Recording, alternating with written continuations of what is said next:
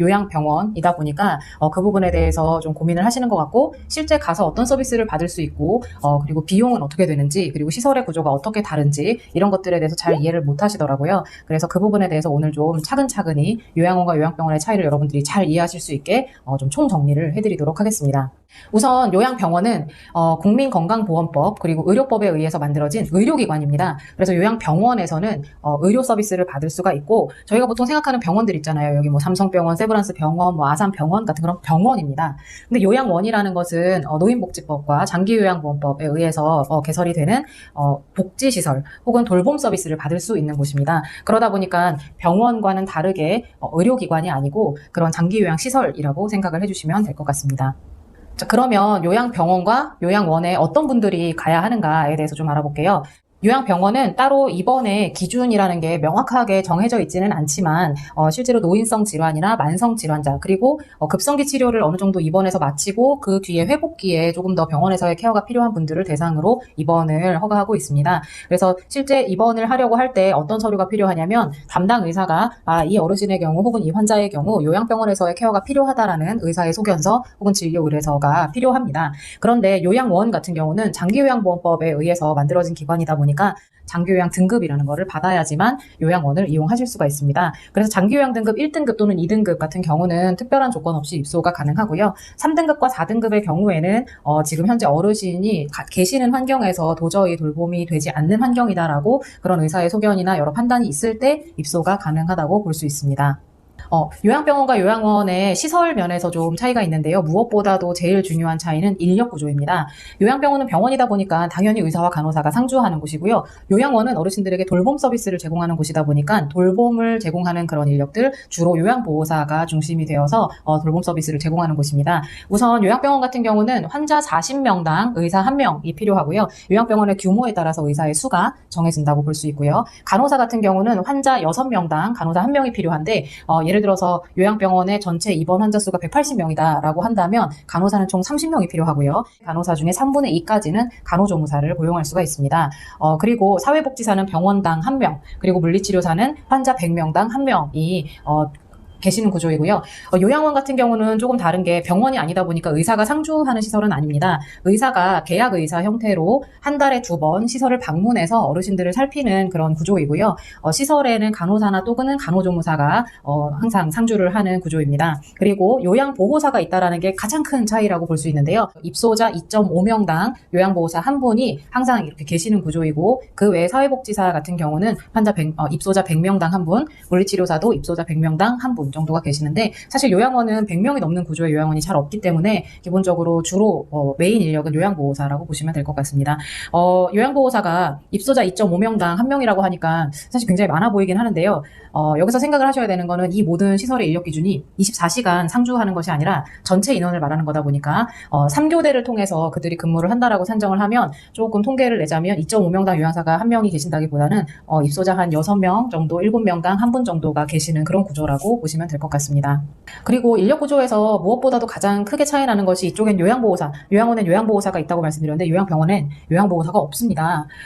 요양보호사 대신에 요양병원에 주로 간병인이라는 분들이 존재를 하고요. 그 간병인들 같은 경우 병실 하나당 1분에서 2분 정도 이렇게 계시는 구조예요. 요양보호사는 자격증을 가지고 있는 요양보호사 분들이 일을 하지만 간병인에는 딱히 자격이 없습니다. 그래서 최근에는 요양병원에 근무하는 간병인 분들이 이렇게 약간 외국인 분들이 좀 많이 계신다고 해요. 그래서 그런 것들도 요양병원을 고를 때 좀 선택을 할 때 변수로 두어야 할 사항이라고 합니다. 그리고 이제 그 요양병원과 요양병원의 재원이라고 저희가 말하는데, 그 돈은 어디서 나오느냐. 물론 일부는 본인이 부담을 하죠. 본인이나 가족이나 보호자분들이 이제 부담을 하지만, 그 외에 대부분의 재원은 어디서 나오냐면, 요양병원은 의료기관이다 보니까 국민건강보험법에 의해서 보험공단에서 돈이 나옵니다. 하지만 요양원 같은 경우는 장기요양기관이기 때문에 장기요양보험에서 그 재원이 마련되어서 나온다고 보시면 될 것 같습니다. 가장 궁금해하는 것들은 아무래도 요양병원과 요양원을 이용했을 때 내가 그럼 얼마나 부담을 해야 되는가에 대해서 굉장히 궁금해하세요. 그래서 실제로 국민건강보험, 보험급여 안에서 적용되는 것들과 장기요양보험급여 안에서 적용되는 것들을 100%라고 했을 때 둘 다 한 20% 정도 선을 본인이 부담하도록 되어 있고요. 요양병원이나 요양원이나 입원비나 입소 비용은 좀 정액제로 되어 있는 편입니다. 그래서 실제로 그 진료비 혹은 입소비 전체 보험급여 안에서 이루어지는 것은 양쪽 다 월 60만 원을 원에서 80만 원 정도이고요. 개인의 경제적인 수준이나 그 보험의 급여의 종류에 따라서 좀 차이가 있고, 병원 같은 경우는 그 산정특례라든지 중증질환이라든지 하는 적용 여부에 따라서 또 그 급여의 차이가 있지만, 무엇보다도 큰 차이가 나는 것은 보험 적용이 안 되는 비급여 부분입니다. 우선 요양원은 비급여 부분이 크지는 않아요. 뭐 일부 간식비라든지 임의용 부분이라든지 기타 소모품 같은 일부 작은 부분들이 비급여로 들어가기 때문에, 아까 말씀드린 요양원 같은 경우는 본인의 월 부담금이 60에서 80만 원 사이에서 크게 벗어나지는 않는 것으로 되어 있어요. 그래서 뭐 거기다가 이제 플러스 알파가 요양원마다 다르지만, 그 요양원에서 비급여 부담률 같은 경우는 장기요양 홈페이지에 가시면, 그때 우리가 방문간호 뭐 검색할 때 빠른 검색에서 장기요양기관 찾기 검색하는 칸이 있었는데요. 거기를 통해서 요양원 사이트에 들어가시면 각자 요양원이 제시하고 있는 비급여 금액이 정확하게 고지가 되어 있습니다. 그래서 그걸 살펴보시면 될 거고요. 이번에 요양원을 먼저 설명드린 이유는 비용 부분에선 요양병원이 매우 복잡합니다. 그래서 요양병원의 비용에 대해서 좀 설명을 해드릴게요. 요양병원의 비용은 크게 나누어서 진료비, 그러니까 입원비라고 저희가 알고 있는 비용과 그 외에 비급여 비용인 가장 메인 핵심인 간병비는 아직까지 우리나라에서 보험이 안 돼요. 그래서 문재인 케어를 통해서 비급여인 간병비와 상급병실 이용료를 나중에 이제 보험 적용을 하겠다라고 얘기를 했지만, 순차적으로 적용이 될 거라서 아직까지는 자기가 100% 부담을 해야 합니다. 그래서 그 간병비와 또 한 가지가 상급병실 이용료예요.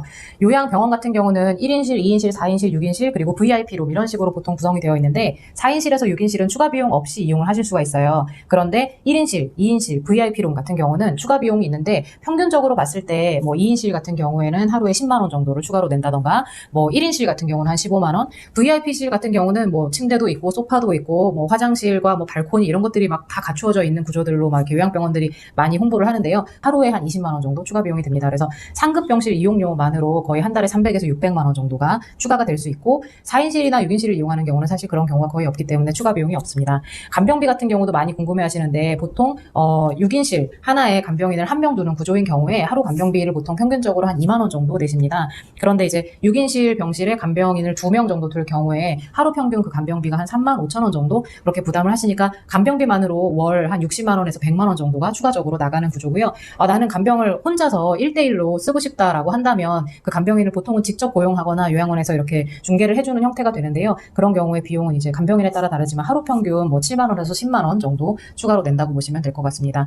요새는 간병인을 매칭시켜주는 그런 사이트들도 있어서 그런 곳을 통해 이용하셔도 좋고, 간병인 보험이라는 게 되어 있는데, 좀 이 부분에서도 좀 얘기가 많으세요. 간병인 보험이 있고 간병인 지원보험이 있습니다. 그래서 간병인 보험은 돈이 나와서 간병인을 구하는 구조이고, 간병인 지원보험은 저희가 들어놓으면 그 보험회사에서 간병인을 직접 보내주는 구조예요. 그래서 간병인 지원보험이 훨씬 더 많은 면에서 좀 유리하다고 하니까, 보험에 가입하실 때에도 그런 세세한 부분을 다 좀 따져서 가입을 하시는 게 어떨까 싶습니다.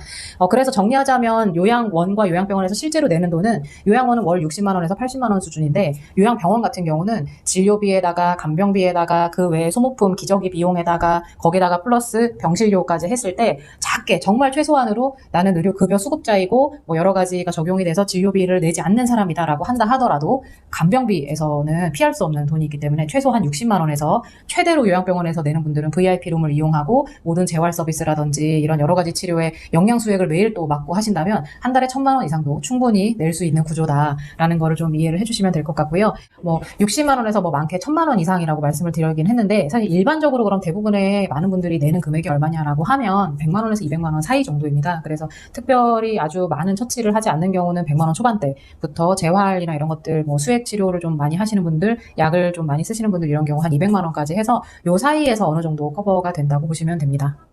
간병인을 포함해서 요양병원에서 내는 그 많은 돈이 실비보험 적용이 되느냐고 물어보시는 경우가 있는데, 예를 들어서 암 환자가 암의 치료와 관련되어서 요양병원에 입원을 해야 되는 경우에 진료비는 보험이 됩니다. 근데 그 외에 아까 말씀드린 것처럼 진료비는 작아요. 그 외에 기타 등등의 비급여가 엄청난 양을 차지하는데, 상급병실 이용료나 간병비는 특약에 따라서 다 다릅니다. 그래서 가입하고 계시는 실비보험의 종류와 그 상담원을 통해서 좀 디테일한 상담을 하셔야 되고요.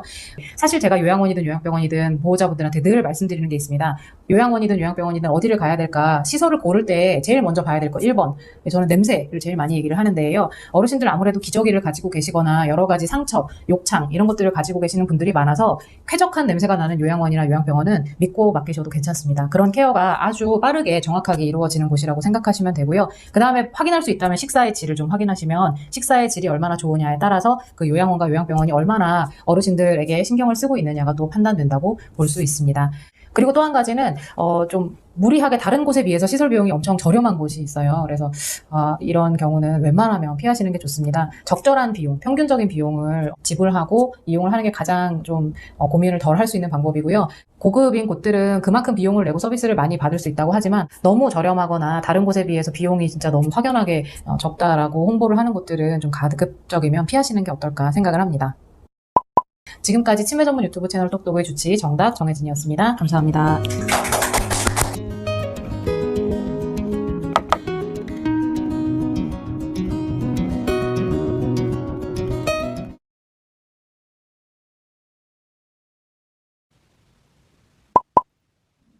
치매 전문 유튜브 채널 똑똑. 안녕하세요. 치매 전문 유튜브 채널 똑똑의 주치 정답 정혜진입니다. 오늘은 요양원에 관련된 이야기를 좀 쭉 준비를 해봤는데요. 진료를 하면서 이제 많이 듣는 질문 중에 하나가 어느 시점에 요양원에 가셔야 하는지, 그리고 요양원에